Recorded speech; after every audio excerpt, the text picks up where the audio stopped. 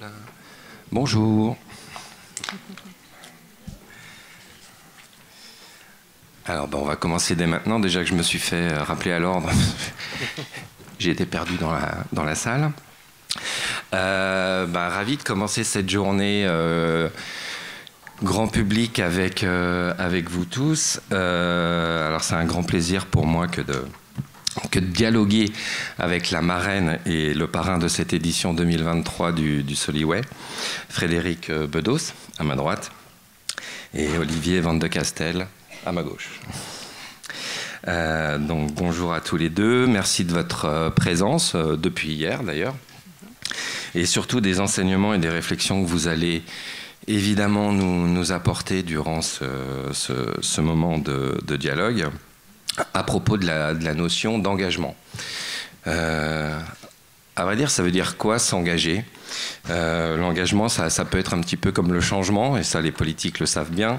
Ça peut être un mot valise, un mot déclic, qu'on prononce très aisément, trop aisément peut-être parfois, parce qu'il a une force évocatrice importante, mais ça peut se révéler parfois vide de sens. Donc de quoi est-ce qu'on le remplit, ce mot d'engagement? Quelle est la part, vous savez, c'est la fameuse question, quelle est la part de l'inné et de l'acquis dans cette propension à s'engager? Est-ce qu'on est naturellement quelqu'un d'engagé ou est-ce qu'on le devient et comment? C'est en cela, je crois, que vos deux parcours sont inspirants et qui vont nous aider, j'en suis sûr, à répondre à ces quelques questions-là que j'ai rapidement esquissées. Alors Frédéric Bedos, vous êtes journaliste, productrice et réalisatrice de documentaires. Vous avez notamment exercé votre métier de journaliste aux États-Unis, en Angleterre, pour des chaînes comme MTV, et puis en France, sur France 2, M6, W9, et puis à la radio aussi, sur Europe 2, je crois, notamment. Voilà. Et puis en 2008, vous arrêtez tout ça. Stop. Vous vous lancez dans un projet de création de ce qui est alors une ONG d'information, c'est ça le projet, et qui deviendra en 2010 le projet Imagine. En fait, ça s'appelle le projet Imagine, et effectivement, c'est une ONG d'information. Et quand je me lance dans l'aventure, je ne sais pas exactement ce que je vais faire. C'est petit à petit que je vais pouvoir vraiment trouver la dénomination et exactement ce que l'on fait, enfin la mission que l'on fait. Et d'ailleurs, ça s'appelle le projet Imagine, ce qui veut bien dire aussi que il n'y a pas de contour si défini que ça. C'est-à-dire qu'au bout de quelques années, parce qu'au début, on comprend, on se dit, bah oui, c'est un projet parce que ça démarre, mais au bout de quelques années, quand ça a commencé à prendre de l'ampleur, on m'a dit, mais pourquoi tu l'appelles le projet? C'est plus un projet, c'est une ONG, etc. Parce que c'est toujours un projet. Voilà, mais en fait, voilà, pour moi, c'est toujours un projet. Et qu'est-ce que ça veut dire de l'appeler le projet Imagine? Ça veut surtout dire que c'est une invitation. C'est une invitation pour chacun de pouvoir venir enrichir voilà, cette mission, de venir avec sa créativité, avec sa sensibilité, avec ses idées. Et donc, il n'y a pas de contour voilà, défini. Et en fait, ça ne veut pas du tout dire que c'est flou, pas du tout. Ça veut juste dire que pour moi, c'est un outil, cette ONG, c'est un outil qui doit sans cesse s'adapter à une réalité qui est mouvante, qui évolue. On est dans un monde où les choses ne cessent de changer, ça évolue, mais surtout ça s'accélère. Donc je pense qu'on est obligé, pour le coup, sans arrêt d'adapter son outil par rapport aux besoins de terrain, par rapport, voilà, pour essayer d'apporter une réponse pertinente. Donc ça reste, c'est appelé à rester un projet dans lequel vous êtes tous invités. Voilà. Bon, merci. Eh ben, c'est bien de C'était un appetizer. Voilà, super. Quel talent. Vous avez fait de la télé, non? Bon, merci. Et puis on va creuser ça un petit peu. Olivier Van de Castel. Alors je vais tutoyer parce qu'on se connaît un petit peu plus. Puis on apprend à se connaître. Frédéric, toi tu as une quinzaine d'années d'action humanitaire, d'expérience dans l'humanitaire derrière toi. Tu as d'abord été volontaire à la Croix-Rouge. Un médecin du monde. Tu as ensuite rejoint l'Institut Bioforce, que beaucoup d'entre vous ici connaissent. Tu as été l'initiateur là-bas et l'animateur du Tour de France humanitaire.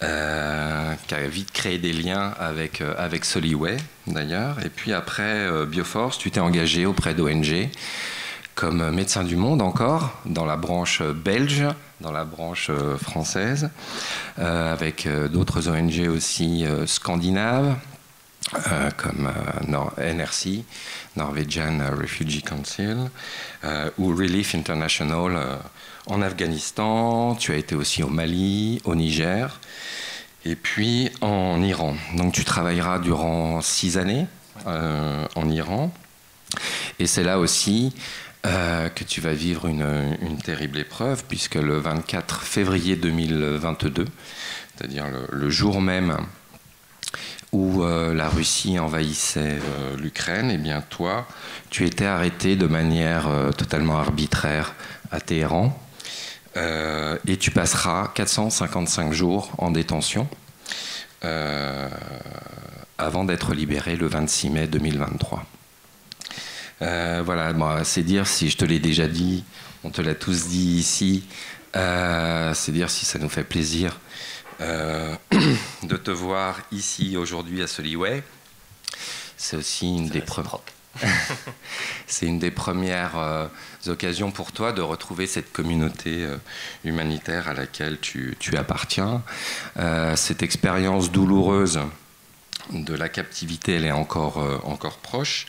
Comme tu le dis toi-même, tu tentes de reprendre pied dans la réalité, avec la réalité. C'est bien pour t'aider dans cette démarche qu'on respectera tous ton souhait de ne pas revenir plus que nécessaire sur cette tranche de vie. En tout cas, c'est toi qui décideras de partager ce que tu souhaites partager avec nous.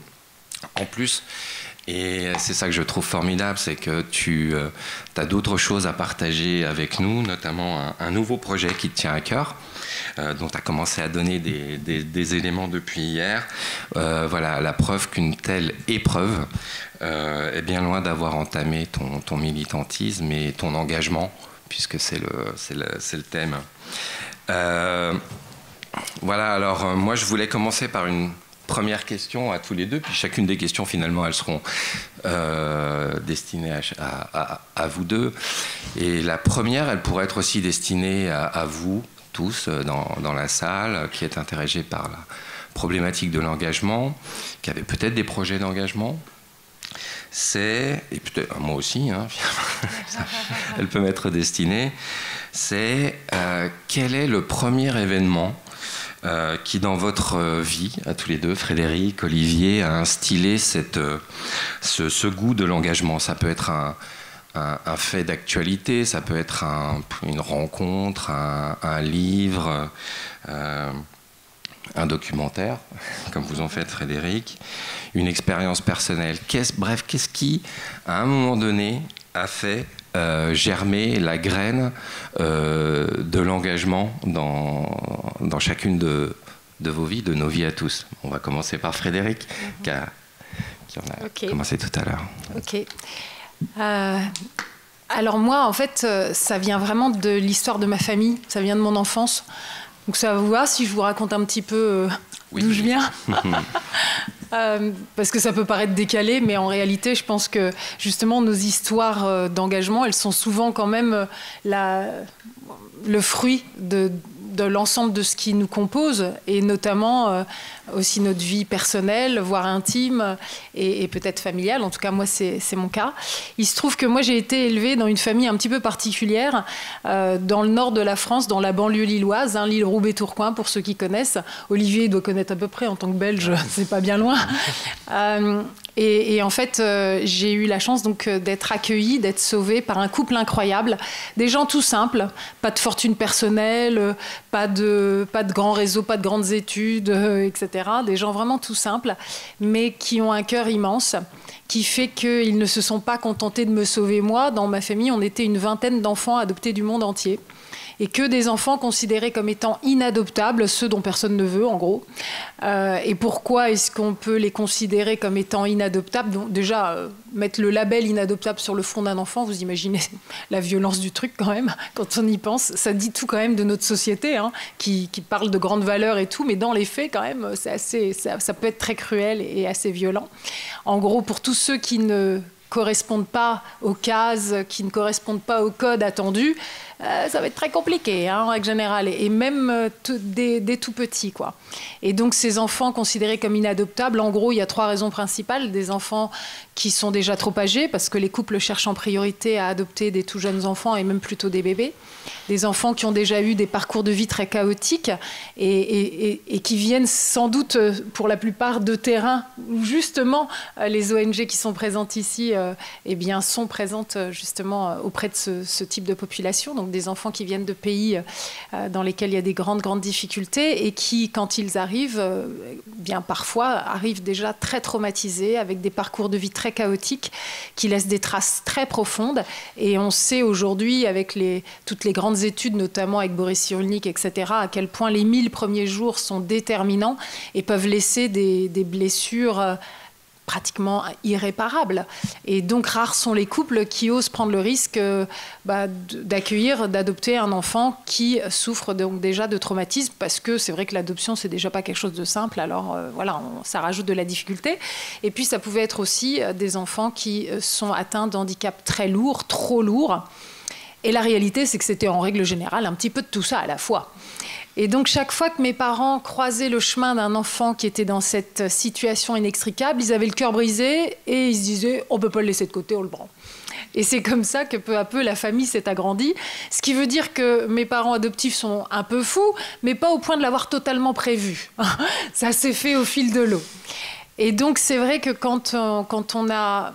ce que j'estime être une chance, quand on a eu la chance de vivre une enfance de ce type, une enfance un peu hors norme, mais évidemment qu'elle éveille notre cœur, notre regard, notre âme peut-être, à pouvoir accueillir non seulement la différence, puisqu'on parle beaucoup de ces sujets-là aujourd'hui avec des grands mots, diversité, inclusion, tous ces mots-là n'existaient pas à l'époque de mes parents, mais ils sont absolument nécessaires, bien sûr, mais si on veille à ne pas les dévitaliser, quoi, que ça ne devienne pas juste des concepts un peu valise, comme tu disais tout à l'heure.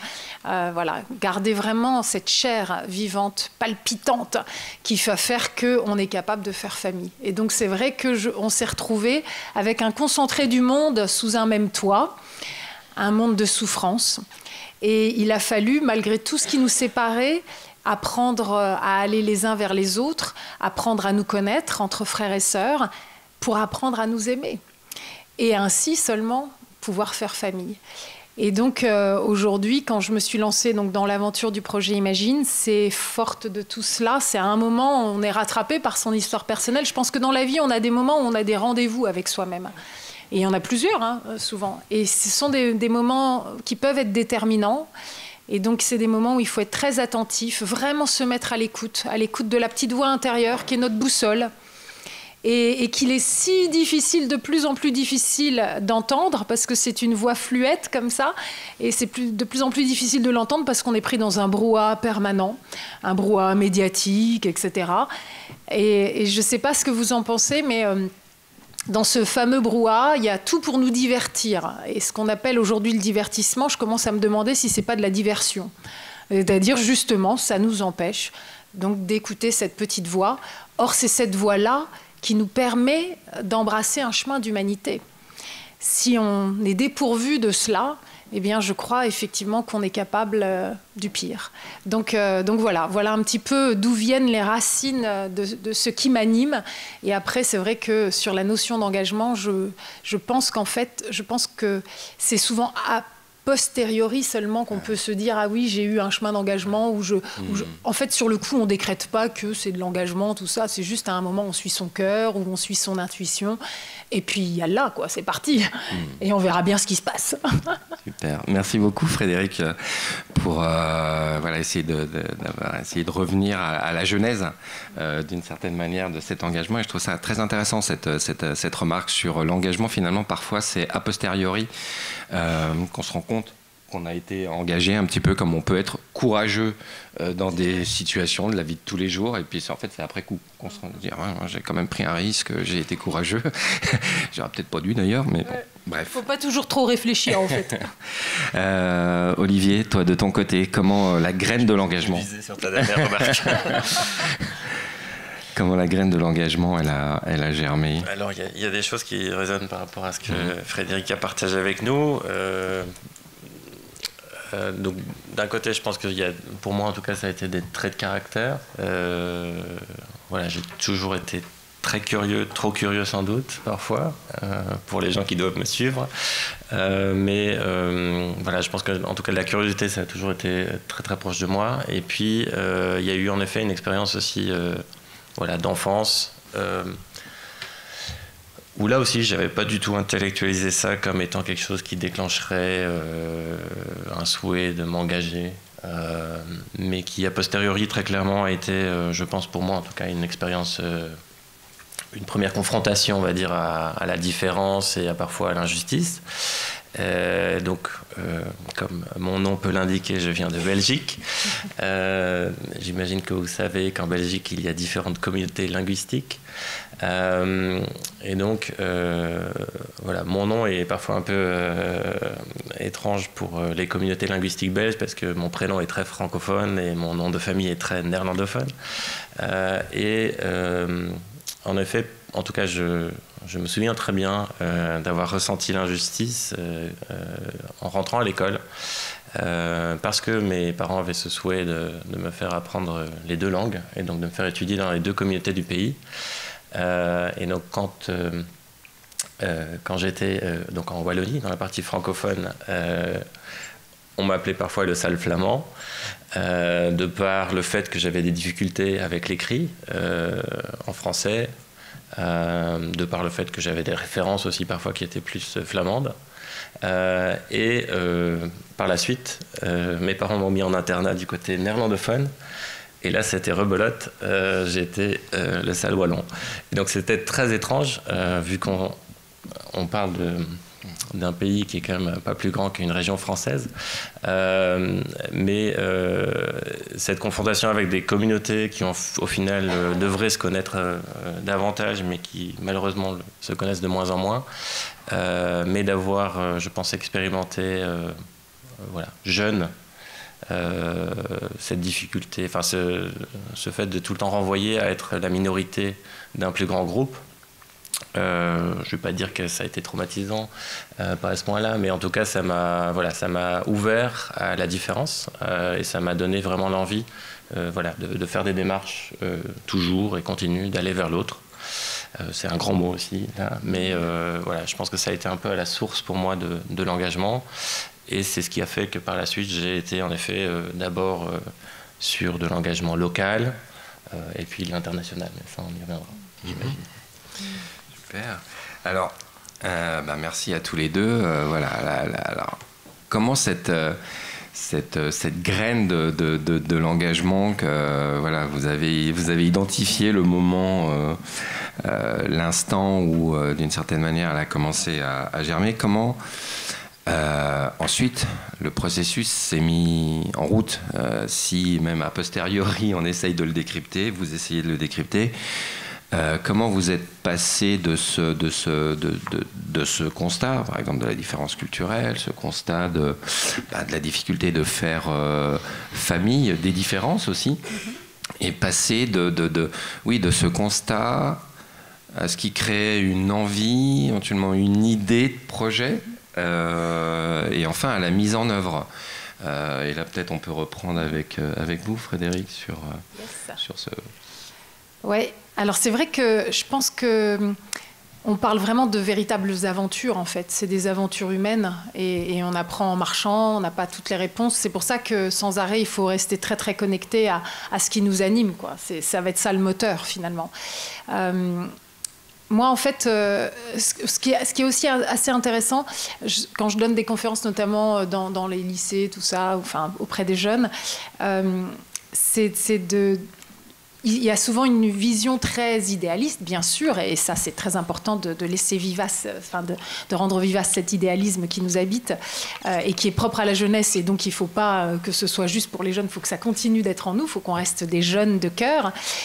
Et c'est vrai que du coup il y a une vision assez caricaturale de tout de suite imaginer qu'on doit tout laisser tomber pour faire Mère Teresa dans un bidonville au bout du monde, quoi. Il y a un côté comme ça, comme si l'engagement c'était forcément un peu ce radicalisme, alors qu'en fait justement ce qui est intéressant, c'est de voir de quelle manière on peut être vraiment aligné avec ses valeurs, dans une cohérence vraiment profonde avec ce qui nous anime à l'intérieur de soi et dans sa vie, dans la société. Et donc c'est sans arrêt voir de quelle manière, avec les compétences que l'on a là où on peut véritablement se rendre utile finalement, utile à sa communauté, utile au bien commun, essayer d'être...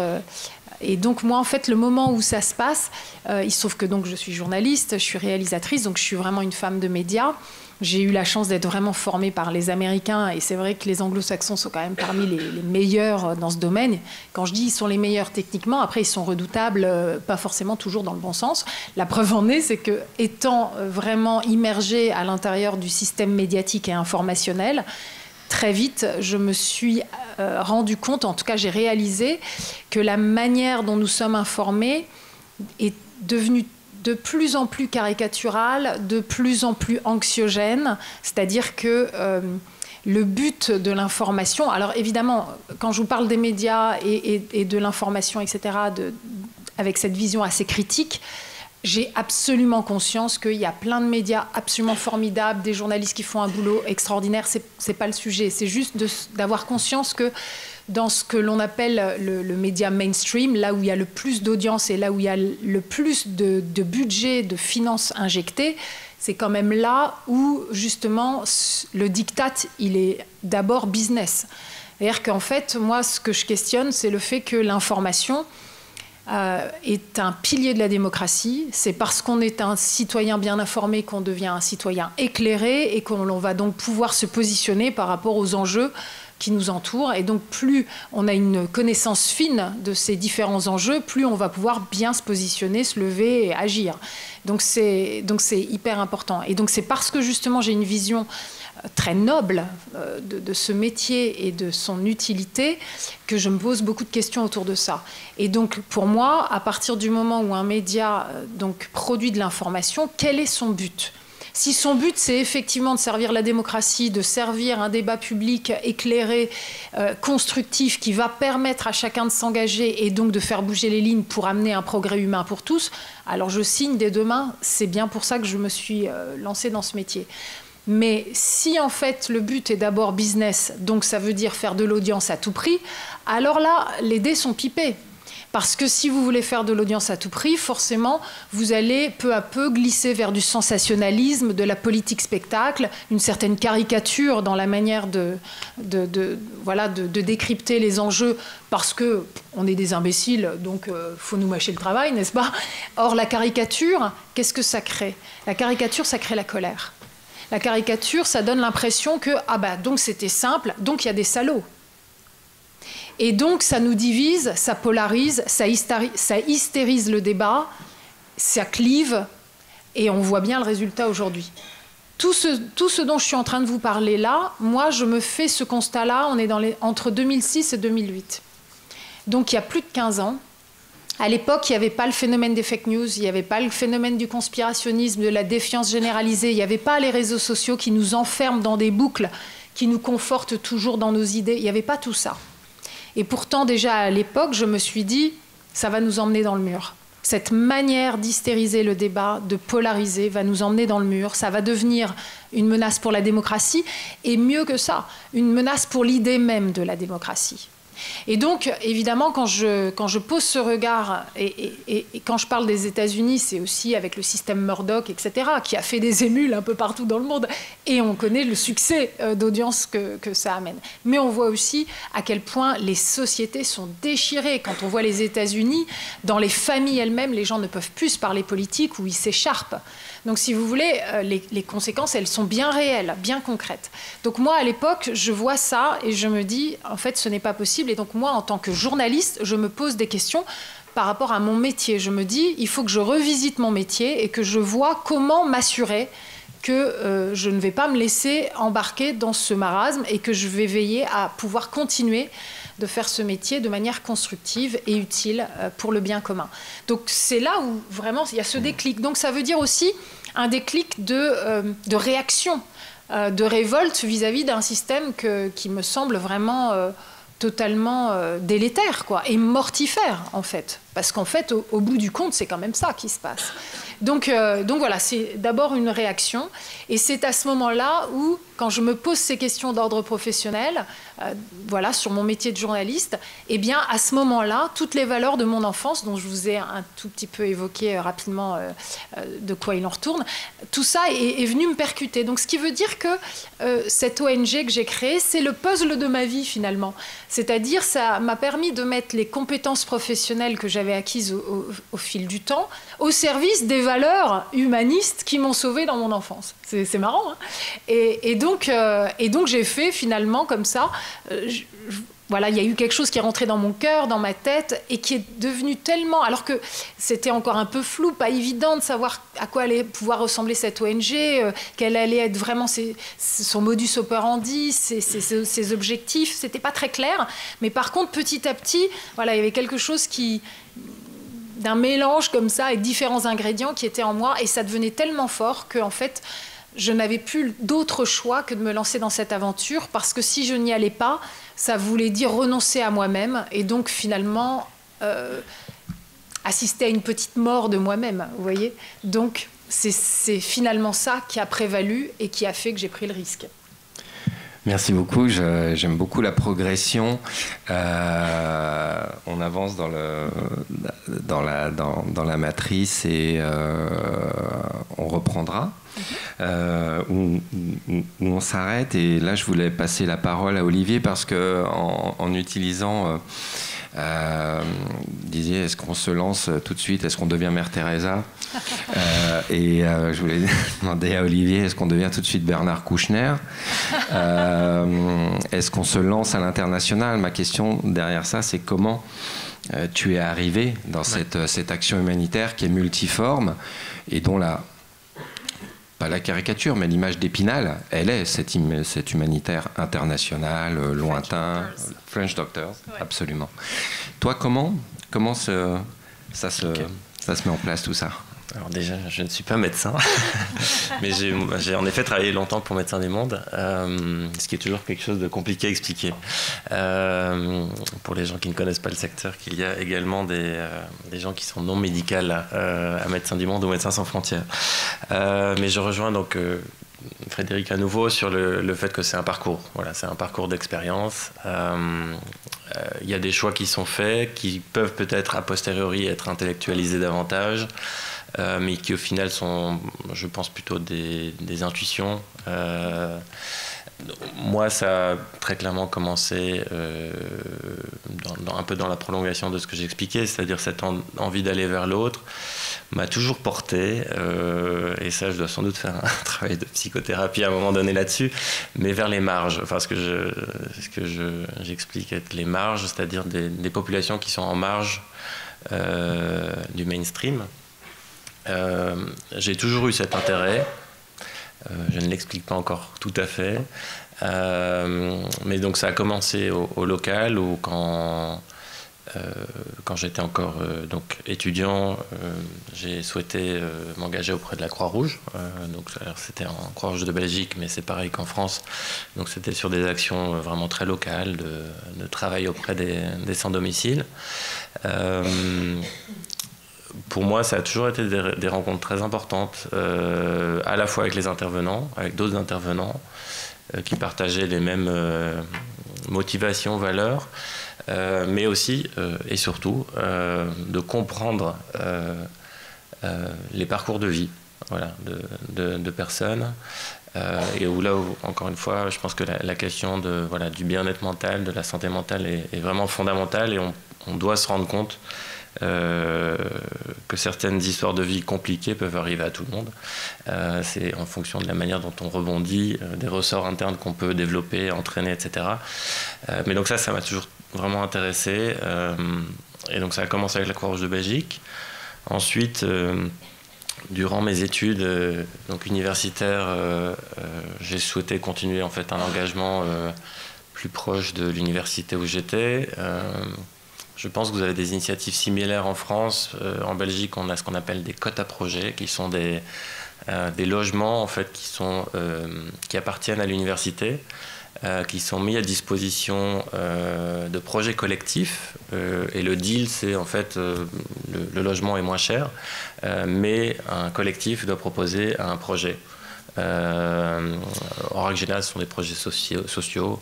Donc il y a le Code Amnesty International, etc. Moi, j'ai été un peu dans la continuité de mon engagement avec la Croix-Rouge et j'ai rejoint le quota projet qui travaille avec ATD Quart Monde. Donc là aussi, on sensibilisait en fait les étudiants à la question de la pauvreté en Europe. Et on avait aussi des actions très concrètes de terrain dans la rue, parce que pour moi en tout cas ça a toujours été très important d'avoir toujours ces deux aspects, c'est-à-dire à la fois réfléchir un peu, mais aussi être dans l'action et dans des choses concrètes. Et puis pour bifurquer sur la question de l'international, en ce qui me concerne, ça a été assez douloureux. Parce qu'en fait, je pense que j'avais énormément d'envie à la sortie de mes études. Et j'aimerais retrouver d'ailleurs ces lettres de motivation que j'ai écrites, je pense relativement longues. À mon avis, tout ce qu'il ne fallait pas faire. C'est des lettres très longues avec beaucoup de sentiments, etc. Et en tout cas, je me souviens avoir écrit aux structures qui m'intéressaient pour moi, qui représentaient en effet un peu le mouvement humanitaire. Donc voilà, j'ai écrit à Médecins sans frontières, Handicap International. Et puis silence. Et puis j'étais très timide un peu dans ma campagne belge. J'avais pas, et ça je pense, je devrais y revenir sur l'importance du réseau aussi et de connaître quand même des gens. Moi je connaissais personne. C'est-à-dire personne dans mes amis proches, personne dans ma famille ne s'était d'une manière ou d'une autre engagé auprès d'ONG. Et c'était très compliqué parce que du coup, je ne comprenais pas pourquoi mon envie n'était pas entendue. Évidemment que maintenant, je me dis, en fait, c'est juste que je n'avais pas trop compris comment fonctionnaient ces structures-là et qu'il y avait potentiellement d'autres structures auprès desquelles je devais toquer et que c'était, en tout cas à ce moment-là, Médecins sans frontières, Médecins du monde, Handicap n'étaient pas les structures qui pouvaient me répondre. Mais c'était assez violent de ne pas recevoir de réponse et je pense pour la seule réponse que j'avais eue, c'était une lettre standard, classique, merci beaucoup, mais venez à notre séance d'information. Et donc pas de réponse, un peu d'incompréhension. Pas trop de réseau, et c'est là où j'y étais peut-être un peu au culot, c'est-à-dire que j'avais eu une première expérience quand même internationale, encore aux études, un stage que j'avais trouvé auprès d'une ONG locale en Inde, mais surtout après les études, en fait j'ai proposé à Bioforce, qui cherchait un stagiaire, on s'était appelé, j'avais proposer un deal de tenter de monter avec eux une action d'information justement pour les jeunes 18-25 ans pour justement mieux expliquer les métiers de la solidarité, les manières de s'engager, l'importance de travailler à la fois le local, l'international, que les deux choses ne s'excluaient pas, ce qui est devenu d'ailleurs le Tour de France humanitaire par la suite. Et je leur avais dit en gros, moi, je peux me débrouiller. J'ai été voir en Belgique, ça s'appelle le Bureau Information Jeunesse, et j'avais trouvé une bourse européenne de mobilité, Leonardo, ça s'appelait. Et je leur ai dit, voilà, moi, je peux trouver ça. Est-ce que vous pouvez mettre un petit complément pour que je puisse au moins me payer un logement? Et donc, ils m'avaient dit, 6 mois maximum. Mais si tu trouves des partenaires, un bailleur pour ton action, on pérennise ton contrat. Donc voilà, moi j'étais fleur au fusil, je me dis ok, on y va. Et donc j'ai travaillé en effet 3 ans auprès de Bioforce, qui a été pour moi, donc je n'ai pas fait la formation Bioforce, mais j'en ai parlé. Mais par contre, j'ai au travers de l'école Bioforce, j'ai rencontré énormément de DRH, donc directeurs et directrices des ressources humaines, de différentes ONG, dans le cadre du montage de ce projet qui était mieux informé sur le secteur de la solidarité au travers de témoignages, de conférences. Et voilà, ça m'a ouvert un peu sur la diversité aussi des organisations internationales qui étaient assez immenses pour comprendre justement quelles étaient leurs...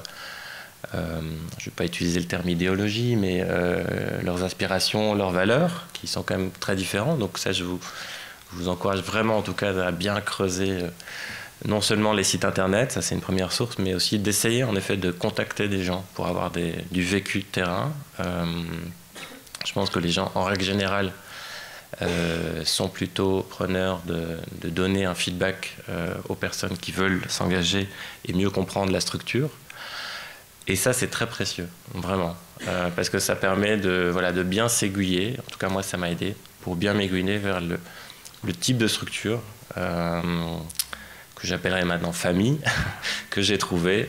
Donc moi, à côté de Bioforce, j'ai continué en bénévole à Médecins du Monde, toujours une action locale. C'était des actions de réduction des risques auprès des usagers de drogue à Lyon.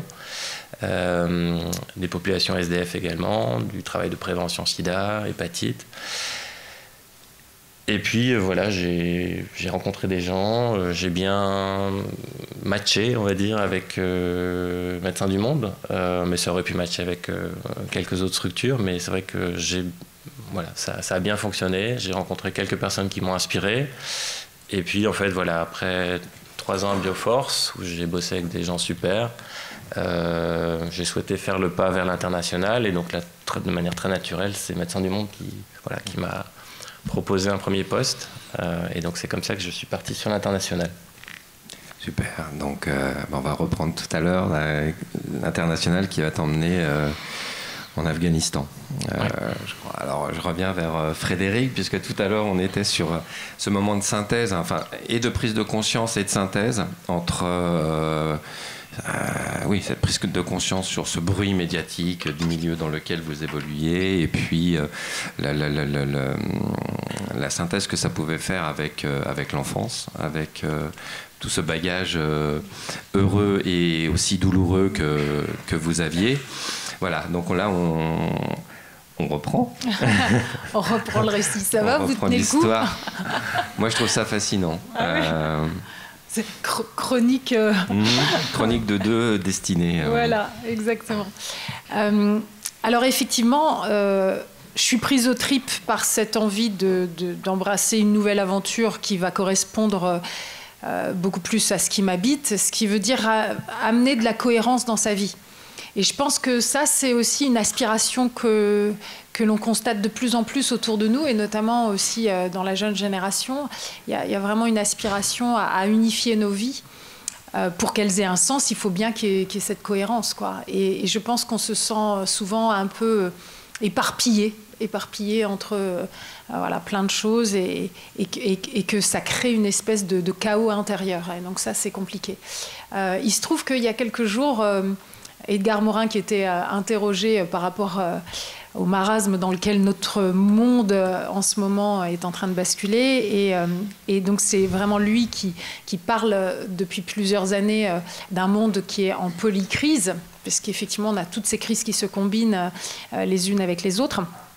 Et pour donner cette note d'espérance, comme on lui disait, voilà, avec tout ce qui se passe, est-ce que vous avez de l'espoir? Et il disait, voilà, on a l'impression d'être dans un monde qui est vraiment en train de tomber dans un véritable chaos. Et donc ça, c'est le chaos. Mais du chaos sort le cosmos, c'est-à-dire le monde. Et donc parfois, il y a des cycles comme ça. Donc espérons que... Et donc là, pour moi, il y avait cette espèce de sensation de chaos intérieur, et à un moment, eh bien, on sent, il y a cette intuition, comme Olivier l'a dit, et cette intuition qu'on est peut-être capable de faire autre chose. Et donc, c'est vrai que prendre le risque de lâcher ce que l'on connaît, là où on pourrait croire qu'il y a de la sécurité, parce qu'en réalité, je dis croire parce que je crois que dans ce monde, la sécurité n'existe tout bonnement pas, que c'est une sacrée illusion, et que c'est même souvent utilisé aussi peut-être pour nous manipuler, c'est-à-dire pour qu'on reste bien tranquille, qu'on bouge pas trop, qu'on fasse pas trop de vagues. On nous vend une espèce de voilà, d'idées du confort, vous voyez, comme si une vie réussie serait une vie confortable. Et je crois que si on gobe ça, on risque d'être très déçu parce qu'on va crever dans un fauteuil trop moelleux. Enfin, c'est pas ça la vie, quoi. Je veux dire, la vie, je pense qu'on a quand même soif d'intensité dans nos vies. On a envie que nos vies, justement, si elles ont un sens, ça veut dire aussi qu'elles sont utiles. Or, il y a forcément un prix à payer. Il y a forcément un prix à payer. Et je pense que là-dessus, il ne faut pas se leurrer. La réalité, c'est que de toute façon, nos vies sont compliquées. Il y a forcément des épreuves. C'est incontournable, quoi. À partir du moment où vous commencez à vivre, il va y avoir des épreuves, il va y avoir des choses à affronter, il va y avoir, voilà. Et donc, voilà, le fait de croire que le confort pourrait remplir nos vies, non. Ça, j'y crois pas du tout. Et donc, le prix à payer, c'est que à partir du moment où vous rentrez dans une aventure avec donc plein d'incertitudes, avec des risques, etc., bah oui, ce sera pas un long fleuve tranquille non plus. Mais c'est là où je dis souvent, voilà, à nous de choisir bien nos combats, puisque de toute façon, la vie est un combat, il y a des batailles. Choisissons bien nos combats, là où on va avoir... la récompense va être dans le combat lui-même, quoi. Je vais vous donner un exemple pour ça, pour vraiment que ce soit bien concret. Quand j'ai écrit un livre, il se trouve qu'il est en vente là, je l'ai appris hier en fin de journée, je ne savais même pas. C'est pas du tout pour faire la pub, mais enfin bon. J'ai écrit un livre qui raconte donc l'histoire de mon enfant qui s'appelle La petite fille à la balançoire. Quand j'ai écrit ce livre, je suis allée voir mes parents adoptifs, pour leur poser des questions. Parce que quand on est petit, bah... Voilà, il y a mes souvenirs, mais il y a plein de choses qui qui me sont passées au-dessus, où j'avais pas idée. Et donc, j'avais envie quand même un peu d'avoir plus de détails, des précisions. Et donc, je suis allée leur poser des questions. Et en leur posant des questions, j'ai découvert des choses dont je n'avais absolument pas idée et que j'aurais jamais imaginé. Notamment, le fait que quand nous étions petits, et que donc nous étions nombreux, n'est-ce pas, vous l'avez compris, eh bien... les gens autour, les voisins, les amis, enfin les gens qui n'étaient pas forcément amis, en tout cas les voisins, l'entourage, n'a pas du tout été forcément très admiratif de ce que mes parents ont fait. En fait, mes parents en ont pris plein la figure. Ils se sont fait critiquer, juger, moquer, mais d'une manière assez cruelle, hein, souvent. Les gens disaient « qu'est-ce que c'est que ces gens ? Qu'est-ce que c'est que cette famille ? Qu'est-ce qu'ils vivent sous leur maison ? On dirait la cour des miracles, c'est des gens un peu étranges, ça doit être des illuminés. » Et je vous en passe des vertes et des pas mûres, beaucoup moins polies que ce que je viens de dire. Et alors j'avoue que quand mes parents m'ont dit ça, j'ai été consternée. Ça m'a vraiment... Mais alors, je me suis dit, mais en fait, on vous a critiqué parce que vous avez essayé de sauver des enfants qui étaient vraiment, pour le coup, très très mal barrés, puisque vraiment personne n'en voulait, quoi. Donc vous avez juste sauvé des enfants et vous en avez pris plein la figure. J'avoue, j'étais consternée. Et donc j'y ai réfléchi, parce que, évidemment, quand même, ça perturbe, quoi.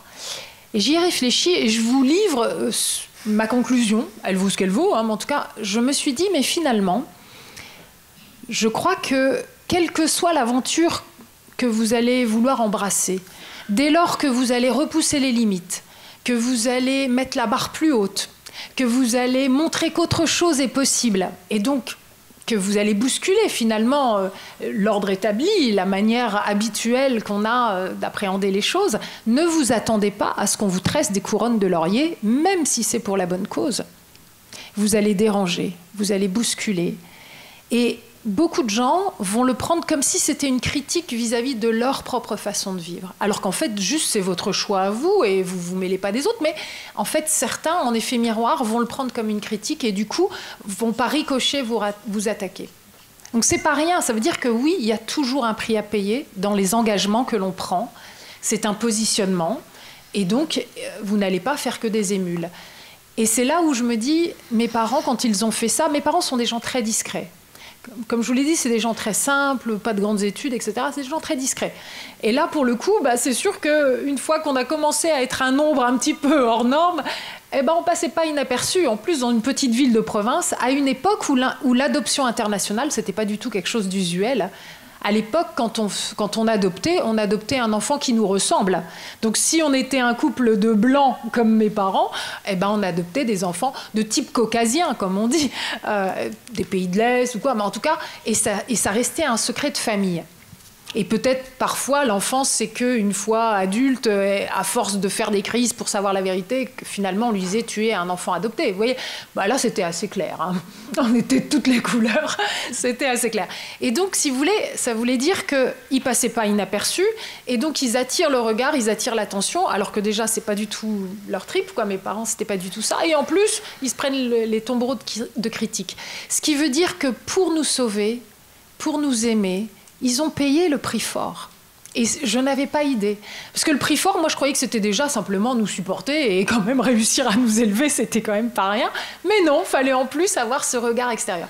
Donc, j'avais pas du tout prévu de parler de ça, mais je pense qu'on est sur une table ronde où on parle de l'engagement. Voilà. C'est juste un exemple, je pense, très concret qui montre à quel point... Vraiment, même si vous choisissez la bonne cause, et là, ici, on est au salon des métiers de l'humanitaire, vraiment de l'aide, de l'entraide, donc de l'humanisme, eh bien, voilà, vous pouvez quand même, malgré tout, déranger. Mais est-ce que ça vaut la peine? Oui, 1000 fois oui, évidemment. Donc, il n'y a que ça qui doit vous animer. C'est est-ce que, sans arrêt, vous questionnez, est-ce que cet engagement est toujours légitime, pertinent? Est-ce qu'il sert vraiment le bien commun? Est-ce que... Et est-ce que je me sens bien avec? Et ne pas culpabiliser aussi le jour où vous vous sentez plus bien avec ça, où vous sentez que c'est trop, où vous êtes trop fatigué, épuisé. On est vraiment, je pense qu'il faut qu'on soit très humble. Nous sommes tous des êtres éminemment fragiles, vulnérables. Mais c'est justement parce que nous sommes des êtres fragiles et vulnérables que nous avons besoin de bâtir des solidarités.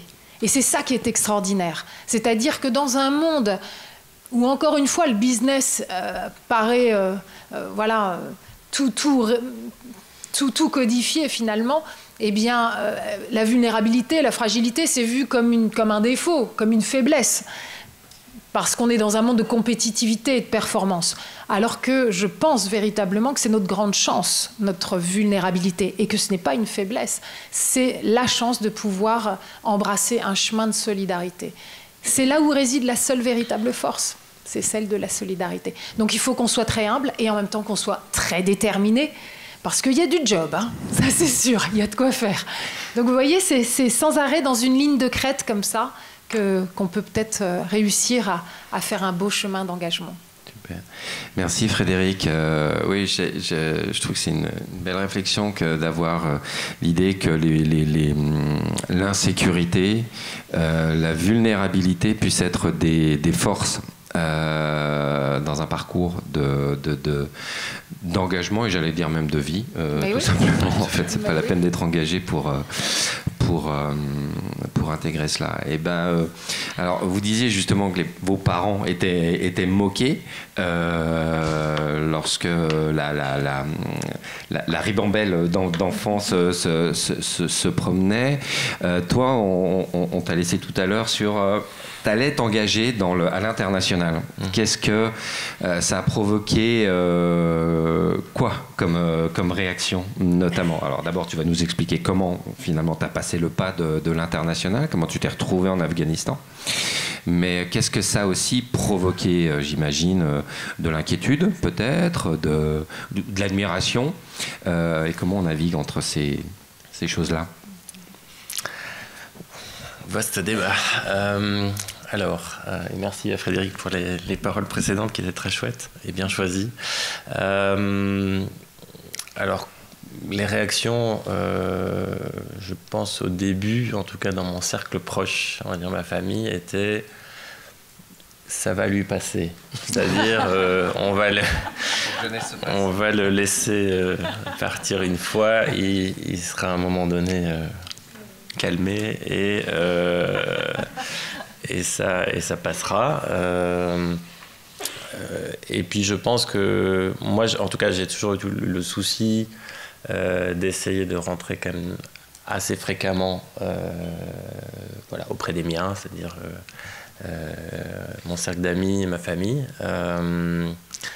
Donc j'ai tenté, c'était parfois difficile, mais dès que j'avais la possibilité d'avoir quelques jours de congé, j'essayais de rentrer auprès des miens pour pas justement que ça se distende, parce que je savais qu'en termes de monde, c'était très différent. Et encore une fois, peut-être là aussi les témoignages que j'avais entendus pendant les 3 ans où j'avais quand même vu défiler sur l'action d'information. Je pense plusieurs centaines de personnes avaient témoigné d'engagements locaux, internationaux. Je sentais, en tout cas, encore une fois, j'avais l'intuition peut-être que le lien avec les proches était important et que, encore une fois, c'était à moi de le travailler parce que c'était mon choix de partir. C'était pas le choix de ma famille, ça très clairement. Eux auraient préféré que je ne parte pas. Et donc c'était à moi d'aller vers eux et d'essayer de manière pédagogique d'expliquer ce que je faisais. Je ne dis pas que je l'ai bien fait, je ne dis pas que je l'ai toujours fait, mais en tout cas j'ai souhaité les revoir très souvent. Et je pense que ça a été important pour ne pas perdre le fil, parce que mon engagement au local, à l'international, pour moi c'est une continuité. Il n'est pas exclusif et ce n'est pas du tout un rejet de quelque chose avec lequel je serais pas d'accord ici en Europe. Au contraire, pour moi, il est cumulatif, c'est un enrichissement. Et donc, en effet, ça m'a amené 3 ans en Afghanistan, avec Médecins du Monde France. Ensuite, 3 ans sur le Sahel, Mali, Niger, avec Médecins du Monde Belgique. Ensuite, 6 ans, en effet, sur l'Iran. Et donc, encore une fois, j'intellectualise a posteriori, mais c'est vrai que j'ai toujours souhaité plutôt des missions longues, même si les contextes étaient compliqués. Aussi parce que les postes peut-être que j'occupais, qui étaient davantage de la coordination générale ou chef de mission, c'était important d'avoir une continuité pour l'équipe, mais aussi parce que pour moi, encore une fois, ma démarche était au final, alors on peut dire altruiste certes, mais je pense qu'il faut aussi parler de ce qu'on va chercher, c'est-à-dire il y a aussi un peu d'égoïsme. Et donc c'était aussi pour moi, je voulais aller chercher l'enrichissement personnel, le contact avec la culture, comprendre. Donc j'ai toujours fui parce qu'on m'a proposé en effet des missions d'urgence, on va dire très classiques, qui peuvent parfois être plutôt sur des durées courtes, de 6 mois maximum. Moi j'ai toujours dit c'est pas pour moi. J'ai eu des urgences à gérer dans tous les pays où j'ai été, parce que même dans les pays où il n'y a pas d'urgence, il y en a qui arrivent très souvent, et puis il y a des incidents critiques à gérer, etc. Ça, j'en ai eu en Afghanistan, au Mali à gérer, avant que ça m'arrive à moi, mais j'en ai surtout géré pour les équipes. Et donc moi, plutôt des engagements longs, plutôt l'envie de creuser. Essayer de se dire que on y va pour en effet la démarche d'aller vers l'autre, mais que ça c'était une démarche qui au final aussi un peu pour soi, et cette nécessité, en tout cas pour moi, qui a été toujours de quand même garder mon ancrage et de pas dire ni à ma famille ou à mes amis que je claque la porte, je m'en vais, la vie est meilleure ailleurs. Une autre chose que je voulais partager avec vous, c'est que, alors souvent on dit que la première mission à l'international, elle est très marquante. Alors dans mon cas, ça a été le cas en effet aussi. C'est vrai que mes 3 ans en Afghanistan étaient très importants pour moi, à plein de titres. Surtout parce que du coup, parce que je n'arrêtais pas de recroiser les Afghanes et les Afghans partout. Et que pour moi ça a été une vraie richesse, parce que mes collègues sont devenus des amis, parce que ça a été difficile pour beaucoup d'eux, encore récemment, et parce que encore une fois on a cette, pardon je m'excuse, on a cette chance que je pense qu'on ne mesure pas suffisamment, d'une certaine stabilité quand même, malgré toutes les difficultés que Frédéric a mentionnées. Mais il y a des populations, il y a des pays où c'est juste très compliqué de survivre. Et donc, voilà, ma première mission qui a été un peu fondatrice pour moi, ça a été en effet l'Afghanistan pendant 3 ans. J'ai retrouvé des Afghans dès que je suis rentré en Belgique avec certaines ONG. On faisait des dossiers de demande de réfugiés, de statut, etc. Ensuite, je les ai retrouvés en Iran sur des projets avec NRC, des projets d'aide aux réfugiés afghans où c'était très compliqué avec les autorités iraniennes qui voulaient à la fois aider mais qui n'aimaient pas l'aide internationale. Enfin, c'était très compliqué. Et puis, au final, je dirais que c'est sans doute là où j'étais le plus proche d'eux, c'est que je les ai croisés même dans les prisons afghanes, dans les prisons iraniennes. Il y a énormément d'Afghans qui sont arrêtés arbitrairement, qui sont expulsés de manière complètement scandaleuse. Et encore une fois, je pense que pour moi, il y a eu une mobilisation, il y a eu un certain nombre de choses qui sont faites. Le drame de la migration des Afghans et des Afghanes, voilà, je pense qu'on doit continuer à porter ce combat-là. Next question. Remonter à cheval, je pensais à l'expression, je ne sais pas pourquoi, mais ce que je trouve là dans ton témoignage, et c'est bien, on va doucement terminer avec nos 2 intervenants pour vous laisser aussi la parole, mais je trouve que ce mélange de ce que tu disais, Olivier, c'est-à-dire que tu n'es pas parti, c'était pas une fuite, et en même temps tu as trouvé aussi dans ces pays c'est autre chose qu'un métier, c'était même pas qu'un engagement, tu as aussi noué des liens très forts avec des gens, c'est un enrichissement personnel, enfin c'est quelque chose qui nous envahit, qui vous envahit, les gens engagés, j'ai envie de dire, ça vous habite. Je pense que c'est effectivement des choses à intégrer. Peut-être Frédéric, avant de donner la parole à la salle, parliez tout à l'heure justement du prix à payer. Tu l'as évoqué d'une certaine manière, Olivier, ce prix à payer quand on se lance comme ça dans un projet. Est-ce qu'on se met à regretter le monde de la télé et de se dire finalement c'était peut-être pas mal MTV. C'était fun. C'était fun. Comment on gère ce prix à payer parfois? Bah, je pense qu'on voit bien... moi, je remercie Olivier de venir comme ça, voilà, partager avec nous en humilité et en humanité. Parce qu'en fait, on parle de missions de vie. Ce sont des missions de vie. Et donc, c'est éminemment vivant, avec justement les liens très forts que l'on va nouer avec tous ceux qui... Voilà, avec lesquels on va vivre des choses exceptionnelles dans le sens où c'est un peu une exception, c'est des moments d'exception, quoi. Heureusement, c'est pas cette intensité-là tout le temps, heureusement. Ouais. Moi, c'est vrai que finalement, avec le projet Imagine, je me suis inventé mon métier. Comme je l'ai dit, c'est le puzzle de ma vie.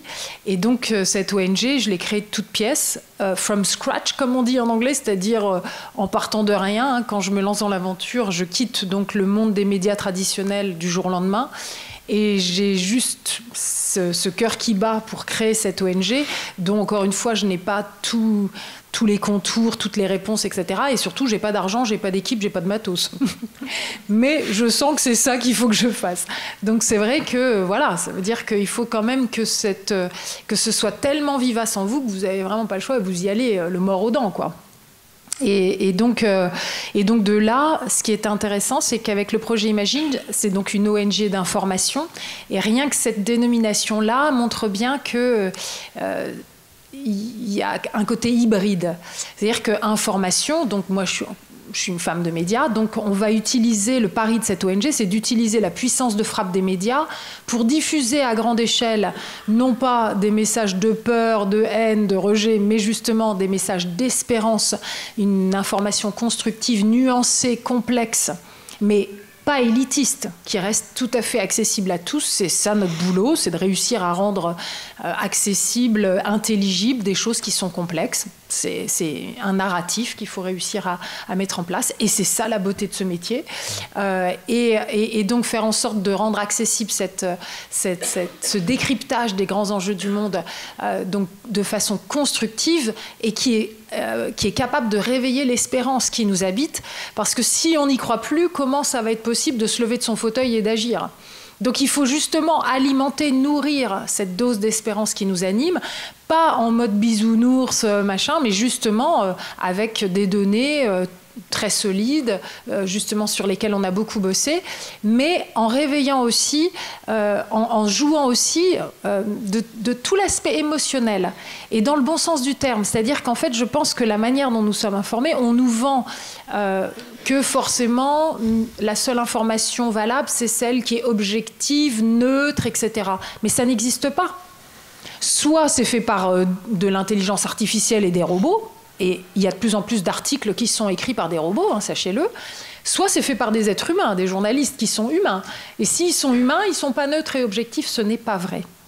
Et tant mieux, parce que c'est ce degré d'humanité, le regard qu'ils vont porter avec leur perception, leur humanité, qui va en faire toute la saveur. En revanche, justement, par transparence et honnêteté, il est très important de pouvoir donner les indications sur le point de vue situé que nous avons. Quand vous achetez un journal, si vous achetez Le Figaro ou Libé, vous savez quand même que vous achetez des journaux qui sont plutôt d'obédience ceci ou d'obédience cela. Donc ça vous donne déjà un prisme qui va vous permettre de décoder ce que vous lisez. Et vous pouvez même croiser pour mettre tout ça en balance si ça vous intéresse. Mais en tout cas, vous savez à quoi vous avez affaire. Quand vous regardez le journal télévisé, c'est plus si simple. Parce qu'on va vous faire une voix off qui va avoir une petite musique de neutralité, hein, le fameux nanani nanana. Vous voyez ce que je veux dire, hein? Et là, c'est le drame. Bon, et ça fait marrer, mais c'est dramatique. Vous voyez, parce qu'en fait, c'est vraiment une arnaque. C'est de l'escroquerie. Et c'est ce qui fait que beaucoup de gens, avec une grande naïveté, mais que je trouve très touchante, parce que ça veut dire qu'ils n'imaginent pas qu'on puisse essayer d'en papaouter, etc. Et donc, les gens, vus à la télé, c'est vrai. Vous voyez ? Et alors qu'en règle générale, il y a quand même un parti pris, il y a quand même voilà. Bon. Donc, donc, du coup, le projet Imagine, on essaye de se dire, aujourd'hui, l'outil médiatique est incontournable, c'est le gros micro, et si nous voulons une mobilisation la plus large possible et la plus rapide possible, parce que juste il y a le feu à la baraque, hein. Donc il faut utiliser évidemment cet outil, on ne peut pas passer à côté, et surtout qu'il est urgent plus que jamais aussi d'amener un contre-discours sur l'arène médiatique qui justement est surtout au service d'une vision très polarisante qui nous met... qui nous fait de nous des gladiateurs, quoi, qui fait de nous des gens qui allons nous monter les uns contre les autres. Donc il est urgent d'amener ce contre-discours constructif, humaniste, qui va nous amener justement à créer des solidarités plutôt qu'à créer des jeux de guerre, quoi, finalement. Et le truc, c'est que nous sommes une ONG, donc nous ne nous arrêtons pas à cet univers informationnel, à cette mission d'informer avec espérance, c'est-à-dire que ce n'est pas la finalité du projet Imagine, c'est le moyen de toucher des dizaines de millions de gens très efficacement, très vite. Mais la vraie finalité, c'est le résultat sur le terrain. C'est qu'est-ce qui va se passer sur le terrain. Et c'est pour ça que nous, on a une devise de l'inspiration et l'action. Donc l'inspiration, vous l'avez compris, tout ce qu'on va pouvoir drainer dans l'univers médiatique, mais aussi avec le livre, avec des conférences, etc.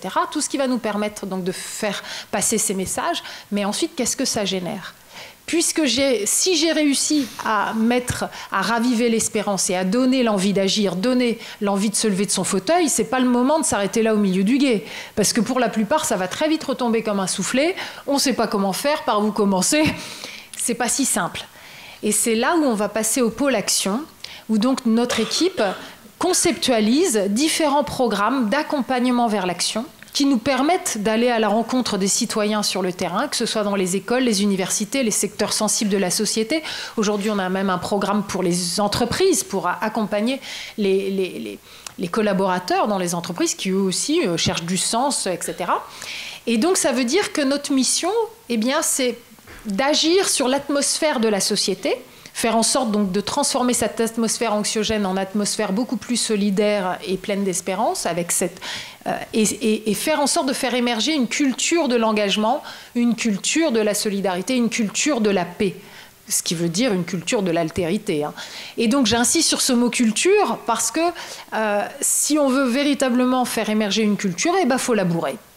Et il faut labourer dans le temps.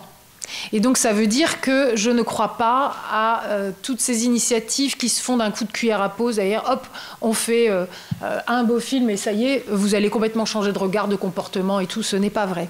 Il va falloir vraiment qu'il y ait des racines sur ces valeurs qui vous habitent, qu'il y ait des racines sur comment faire pour s'engager, comment faire pour pouvoir vraiment créer des choses et transformer sa vie.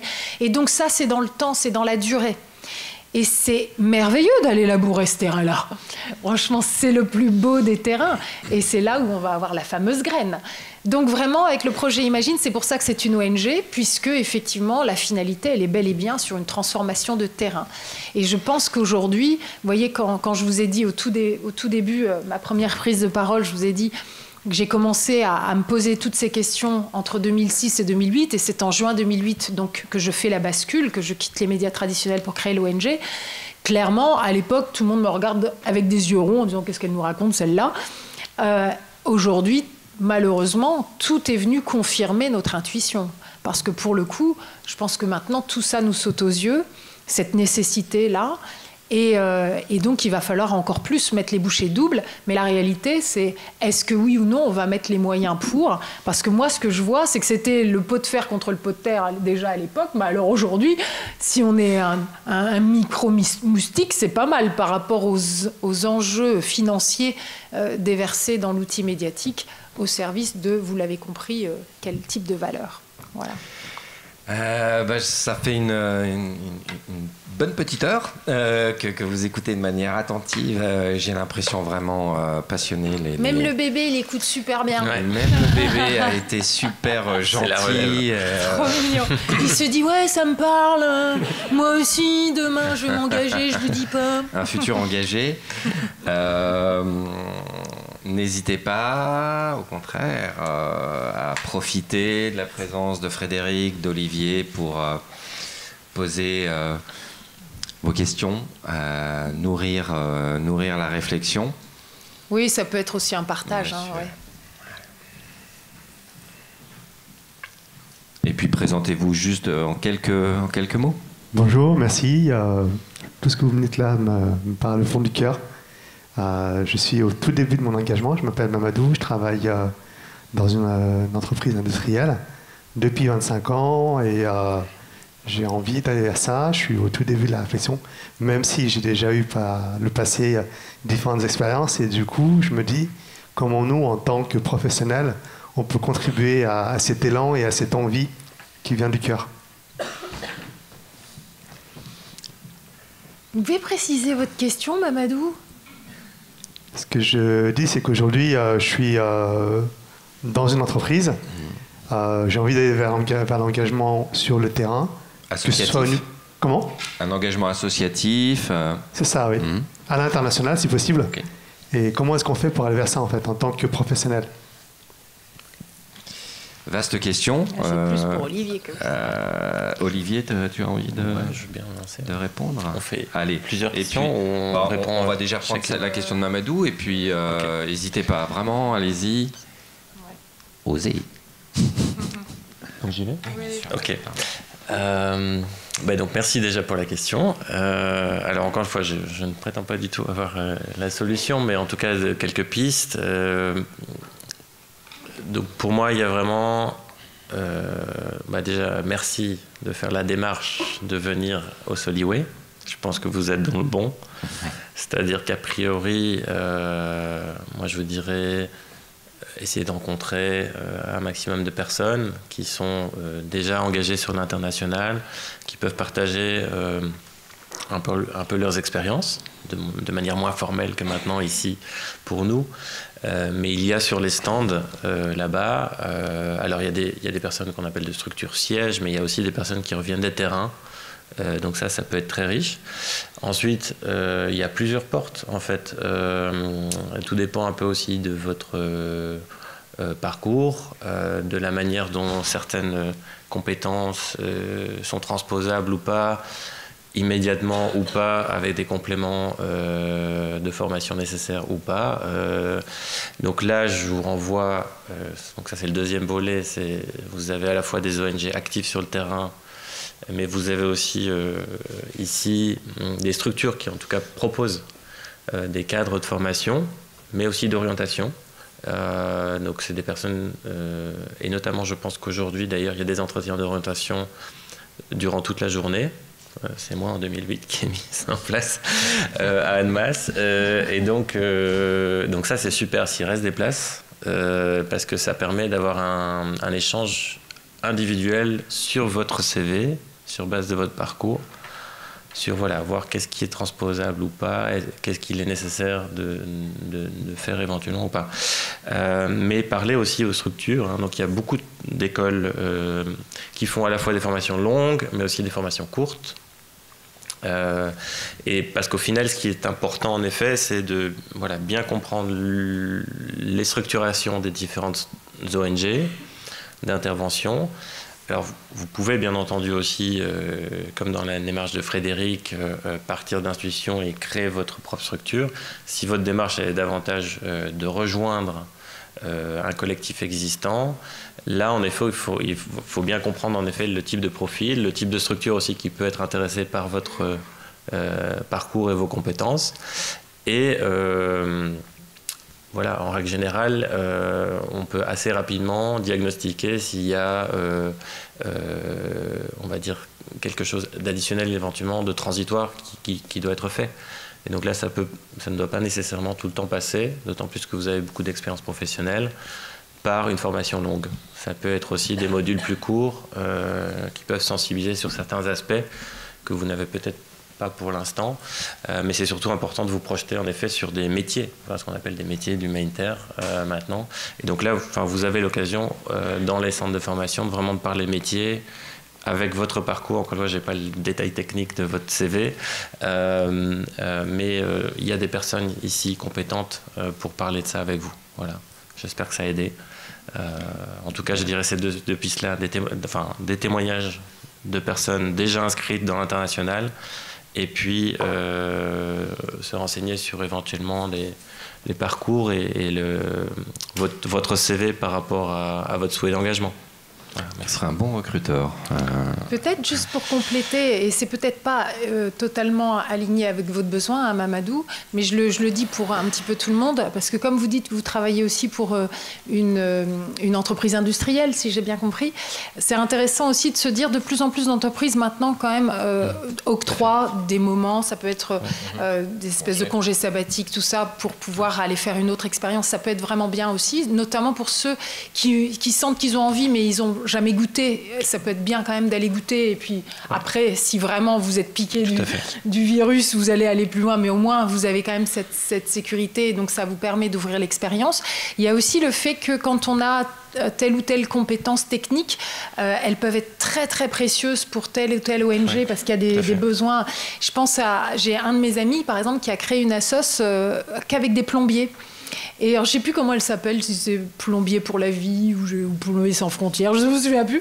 Mais, et du coup, il a tout un réseau comme ça de plombiers qui peut envoyer dans tel et tel bidonville, etc., où ils essayent de faire en sorte de faire des canalisations, des trucs.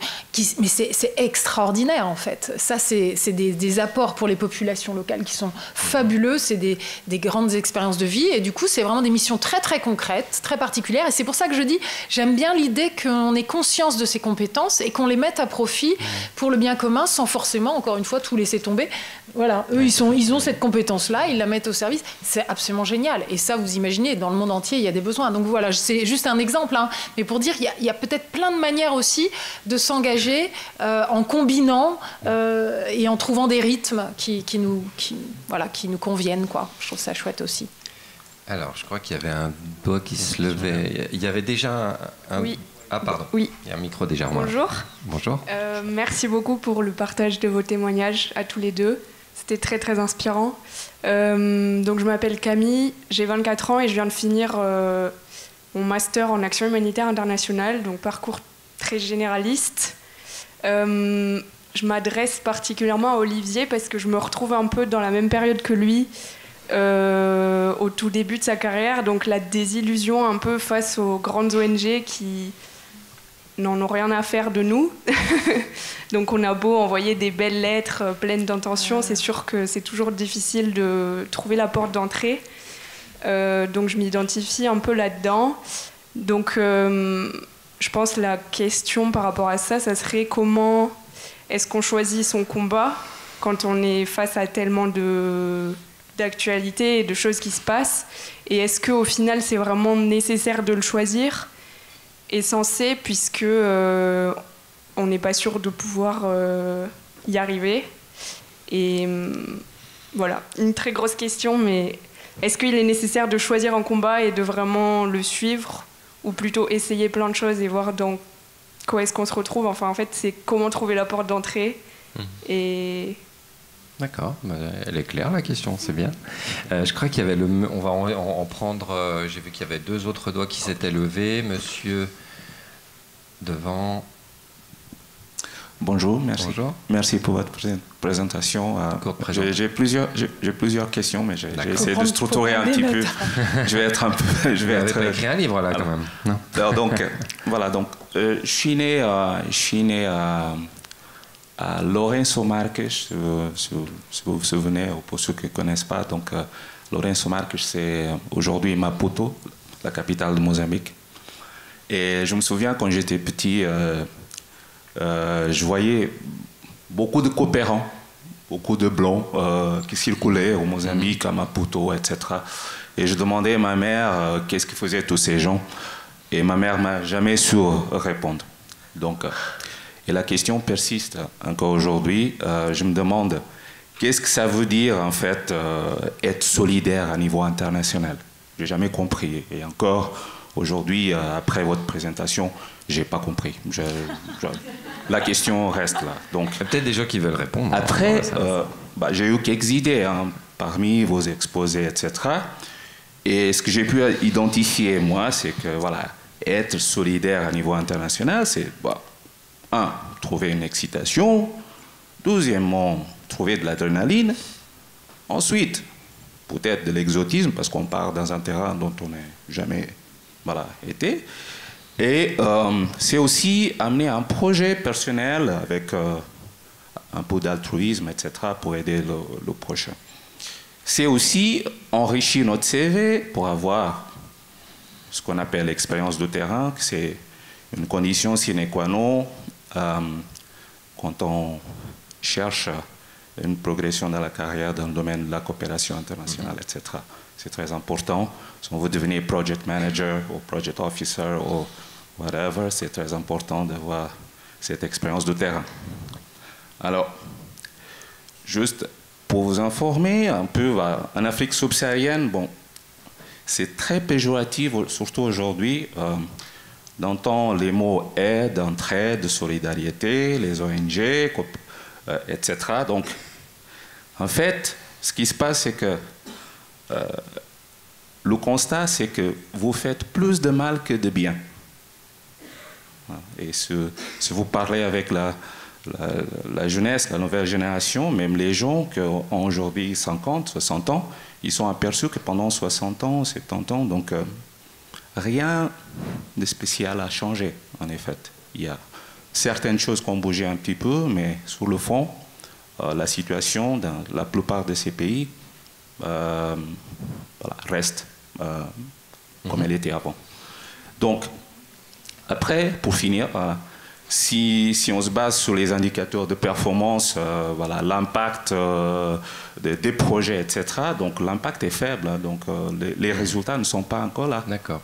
On a bien saisi. Je ne pense pas qu'on va attaquer le bilan. Le dernier aspect, c'est que les gens ils se posent toujours la question. Pourquoi continuer avec cette logique de white man's burden qu'on doit le toujours white avoir. savior complex. Voilà, exactement. Au lieu de se baser sur un développement axé sur local, en autarcie, et dont l'impact est beaucoup plus important que se concentrer sur une aide de l'extérieur. Merci. Merci. Il y avait une deuxième question, je crois, monsieur là-bas. Non? Monsieur, ouais. Oui.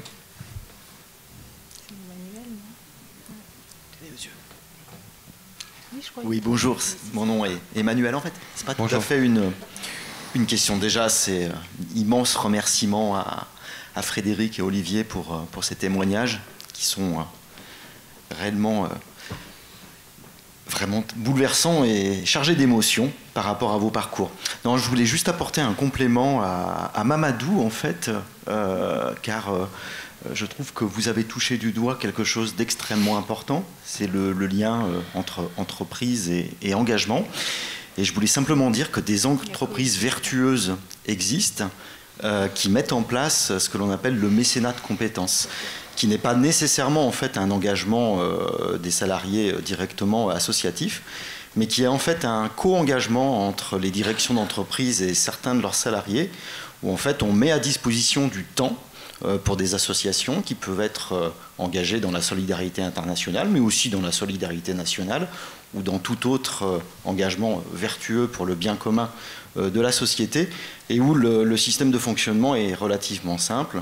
L'entreprise offre par exemple une journée de travail à l'engagement en mécénat de compétences, et également le salarié donne un jour de son congé pour mettre à disposition ses compétences. Et là, par rapport à ce qui a été dit par Frédéric, il est bien évident que dans ces cas-là, c'est très intéressant pour certaines associations, car on peut bénéficier de compétences clés, d'expertise clés qui existent au sein des entreprises et qui sont mises à disposition des ONG dans ce cadre-là. Voilà, et je voulais dire ça, puis je voulais aussi surtout rappeler qu'à la Cité de la Solidarité Internationale, qui organise ce salon, il y a un programme qui s'appelle Coexiste, dont le stand est là, avec nous, et où Iris peut accueillir notamment Mamadou, pour expliquer dans quelle mesure ce programme tente d'établir des passerelles collaboratives entre les entreprises et les ONG au sein de ce dispositif qui s'appelle Coexiste. Voilà, c'était juste un petit complément. Non, super, merci, ça permet de nourrir. Alors, madame avec le petit bébé qui nous accompagne depuis tout à l'heure. Je vous tiens le micro peut-être. Bonjour. Bonjour. Merci beaucoup pour vos témoignages. Je m'appelle Marjorie et je me retrouve dans ce que Mamadou a dit, vu que moi je suis une professionnelle qui a presque 20 ans d'existence. Et je me retrouve dans ce que Camille a dit. Pourquoi ? Parce que je fais du bénévolat en pointillé depuis que je suis à l'université. Et aujourd'hui, je me suis investie... Allez, j'ai mis un pied de manière un peu plus franche et je travaille pour... Enfin non, je suis bénévole pour une association internationale. Mais en fait, ce qu'on fait à notre niveau, c'est qu'on monte des actions au niveau local pour lever des fonds pour l'international. Et j'ai cette soif aussi d'aller plus loin, mais voilà, je suis l'illustration parfaite des limites. Alors, c'est peut-être des croyances limitantes, mais ma question, c'est comment est-ce qu'on peut combiner un engagement international avec une vie de famille ? Merci. Quelle belle question. Belle question, Frédéric. Peut-être qu'il va falloir attendre un petit peu. Mais je dis ça, j'en sais rien. Je veux dire, tout est possible.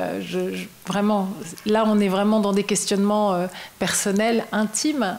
Voilà, ouais, c'est sûr que ce sera pas facile. C'est déjà pas facile pour toutes les mamans du monde. C'est jamais simple. Et voilà. Maintenant, en plus, hier, il y avait donc c'était la journée pour les professionnels, et la dernière table ronde à laquelle j'ai assisté faisait aussi questionner l'empreinte environnementale des ONG.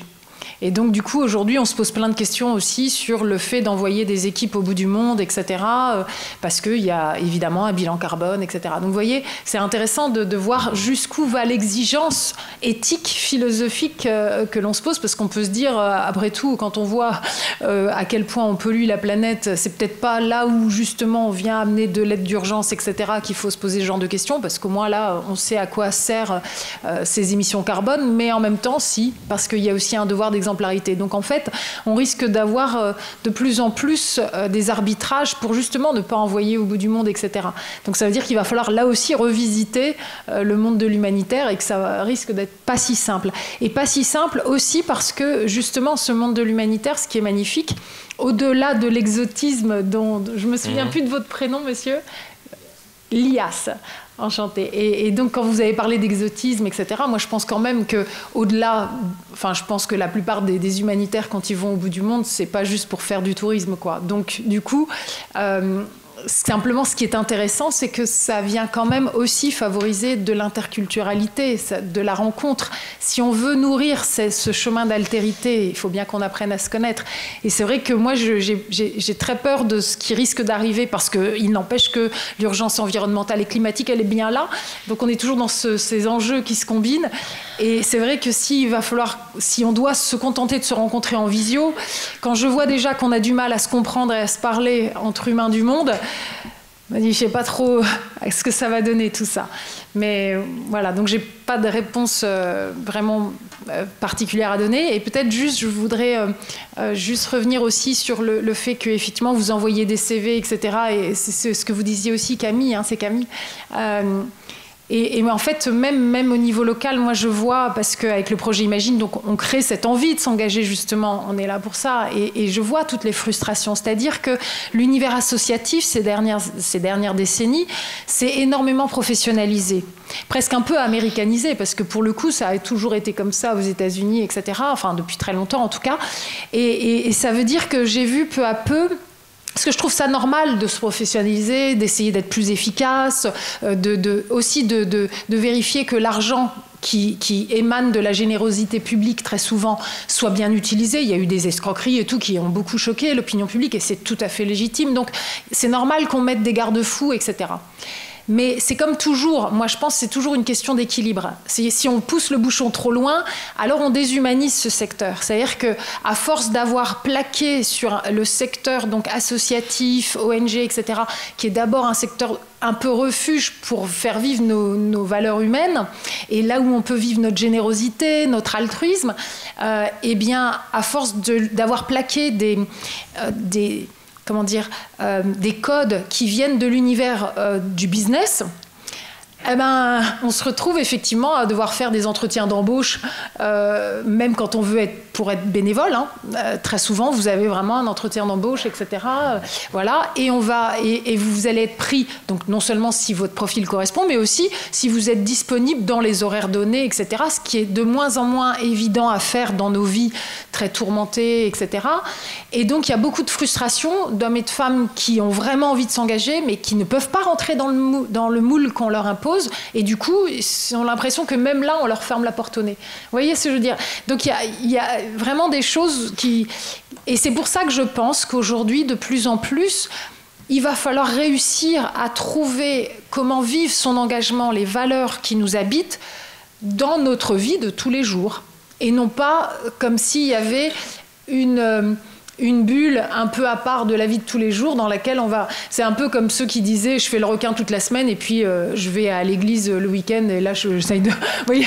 Bon ben non, soyons quelqu'un de bien toute la semaine et aussi le dimanche, tant qu'à faire. Mais voilà, donc je pense qu'il va falloir vraiment revisiter tout ça parce qu'autrement c'est terrible.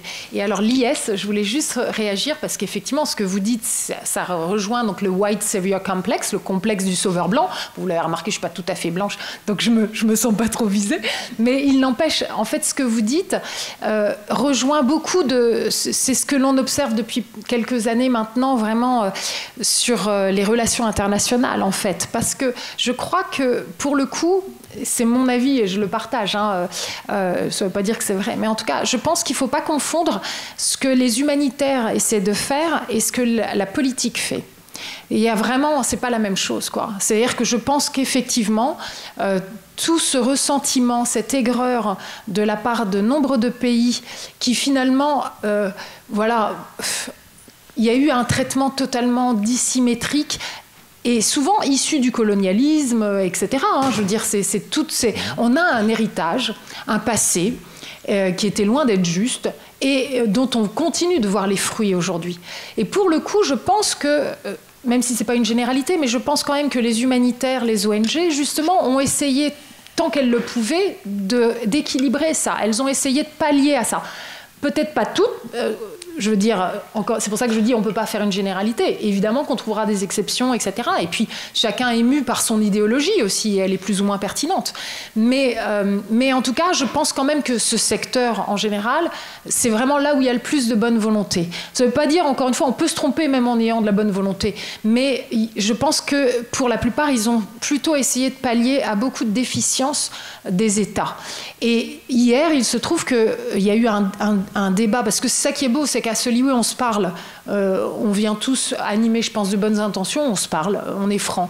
Et hier, à un moment, quelqu'un a dit, quelqu'un qui fait partie d'une grosse ONG internationale, plutôt institutionnelle d'ailleurs, mais qui a dit, finalement, les ONG, on est devenus un peu des prestataires de services, quoi. Et c'est vrai que beaucoup d'ONG, finalement, à force de pallier aux déficiences de l'État, elles se retrouvent à devoir, elles, endosser la responsabilité de choses. C'est ce que Emmaüs dit, par exemple, depuis quelque temps, en disant, attendez, nous, on fait ce qu'on peut, mais à un moment, c'est à l'État de faire des logements, c'est à l'État de prendre ses responsabilités. Et donc, il y a ce jeu, parce que c'est quand même ça, c'est des rapports de force, d'influence, de pouvoir, etc. Il y a ce jeu qui est subtil, pas évident.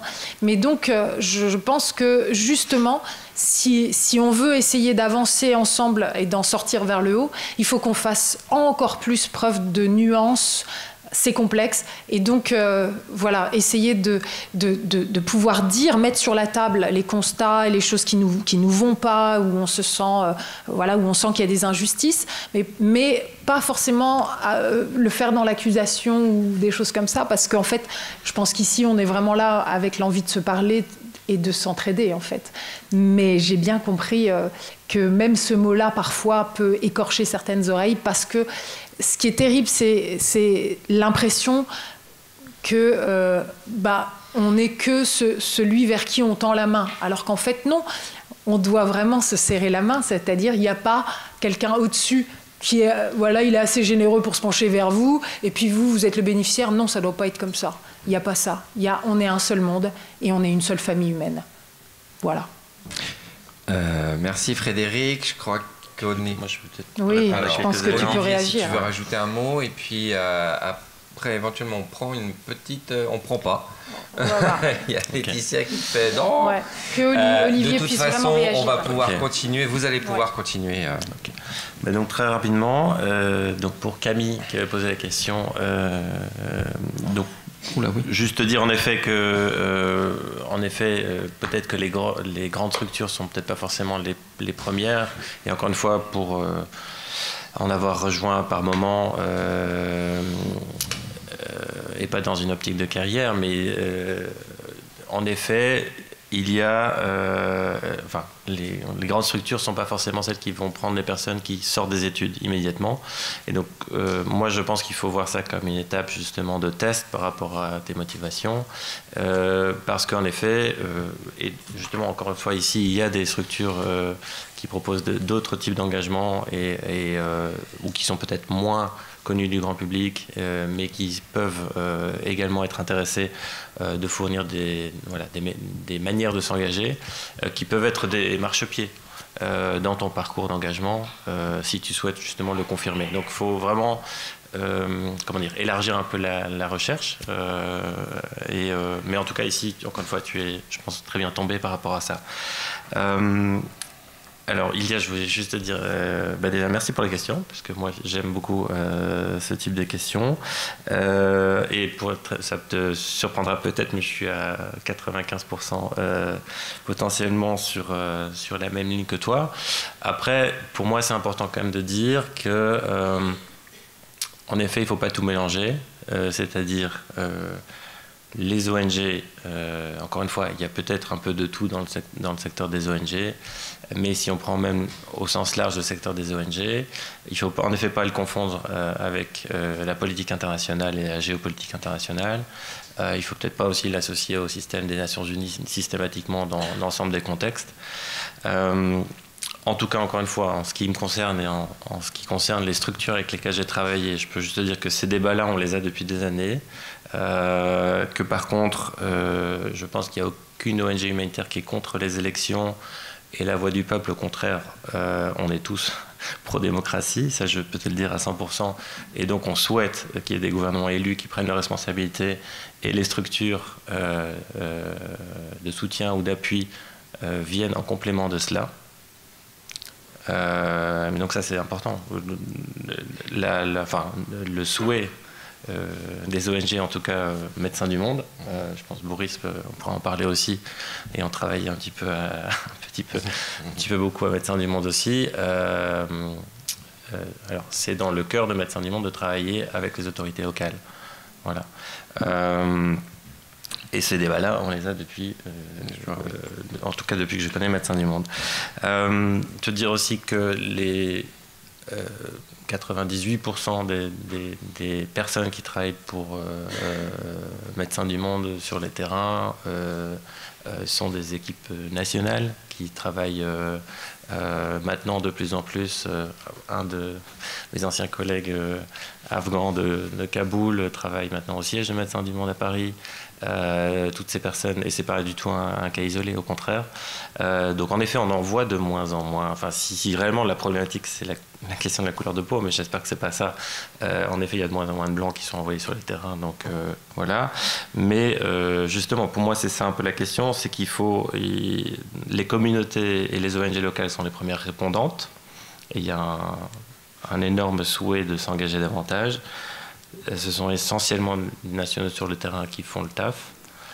Moi, je souhaitais aussi, quand on parle du prix à payer ou des risques, justement dire que à plus de 80%, ce sont justement ces personnes-là, issues des communautés, qui prennent le risque de s'engager. Et là, je suis désolé, moi, je n'ai pas de problème à utiliser le terme d'aide, parce que je ne le sens pas comme quelque chose justement hiérarchique, au contraire. Mais encore une fois, je veux dire, l'aide n'est pas d'un pays à un autre, ça c'est du bilatéral. L'aide n'est pas d'un gouvernement à un autre, en tout cas dans le cadre dans lequel moi je l'ai vécu. C'est une démarche citoyenne qui justement se souhaite la plus loin possible du politique. Alors parfois le politique nous rattrape. Dans mon cas, mon arrestation est purement liée à ma nationalité. Elle n'est pas du tout liée à le travail que je faisais. Au contraire, en fin d'année, au Forum mondial pour les réfugiés, l'Iran risque de redemander davantage d'aide de la communauté internationale pour les réfugiés afghans dans leur pays. Mais voilà, mon arrestation, ce qui est arrivé, est purement lié à, pas non plus à ma couleur de peau, mais à ma nationalité. Et donc, je pense qu'il faut... moi, la seule chose où je ne suis pas d'accord, en effet, ou qui est plutôt une question pour moi, c'est pourquoi exclure la rencontre. Voilà, c'est la seule chose qui moi, me fait un peu réagir. Mais on en discute volontiers par la suite. Et puis, par rapport à la dernière question, qui était sur la question de l'engagement avec ou sans famille, en tout cas, je peux juste renvoyer, il y a une très chouette BD qui est au stand sur les mères dans l'humanitaire. Donc voilà. Génial. Je te renvoie à cette lecture. Eh ben, formidable transition. Dommage. Deux secondes. Mais ça sera super intéressant, je suis sûr. Juste 2 secondes, parce que pour toutes ces questions très compliquées, et c'est souvent aussi une question de bailleur de fonds, en fait. Et où est-ce qu'on met l'argent ? Lisez 0,03%, écrit par Pierre Micheletti, qui est aujourd'hui président d'honneur d'Action contre la faim. Il a été président très très longtemps. 0,03%. Franchement, tout est dit dedans.